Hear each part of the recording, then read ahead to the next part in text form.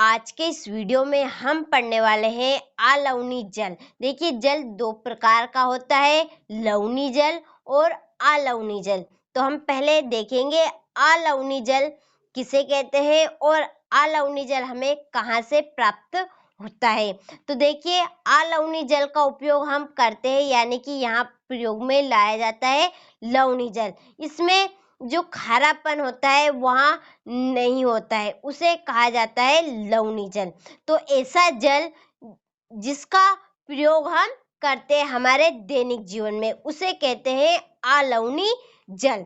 तो देखिए कि ऐसा जल जिसमें खारापन नहीं होता है, अर्थात जो पीने योग्य होता है, अलवणी जल कहलाता है। तो ये अलवणी जल की परिभाषा हो चुकी है, तो आप इसका स्क्रीनशॉट ले लीजिए। देखिए अब हम देखेंगे हमें अलवनी जल कहाँ से प्राप्त होता है। देखिए ये आपका प्रश्न है कि अलवनी जल हमें कहाँ से प्राप्त होता है।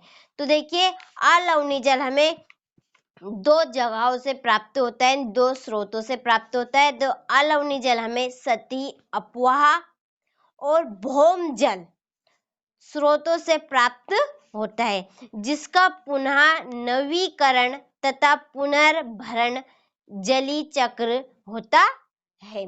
तो यहाँ से आप इसका स्क्रीनशॉट ले लीजिए। अलवनी जल हमें कहाँ से प्राप्त होता है। इसके बाद है हमारा लवणी जल। तो देखिए लवणी जल का उपयोग हम नहीं करते हैं।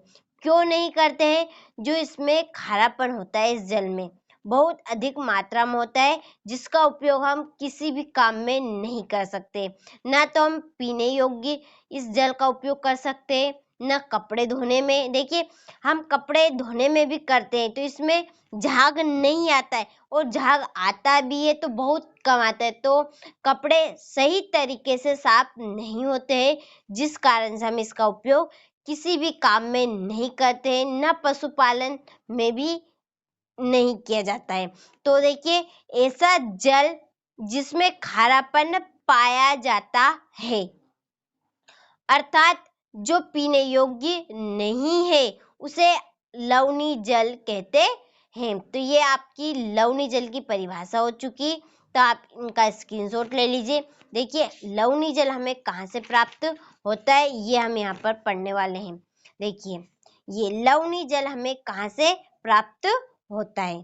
तो देखिए लवणी जल हमें महासागर से प्राप्त होता है। देखिए आपने सुना ही होगा कि महासागर में खारा जल पाया जाता है। क्या है? खारा जल पाया जाता है। तो जो महासागर का जल होता है उसका उपयोग हम किसी भी काम में नहीं करते, लेकिन एक काम में होता है, मत्स्य पालन में। कौन से? मछली पालन में हम खारे जल का उपयोग कर सकते हैं।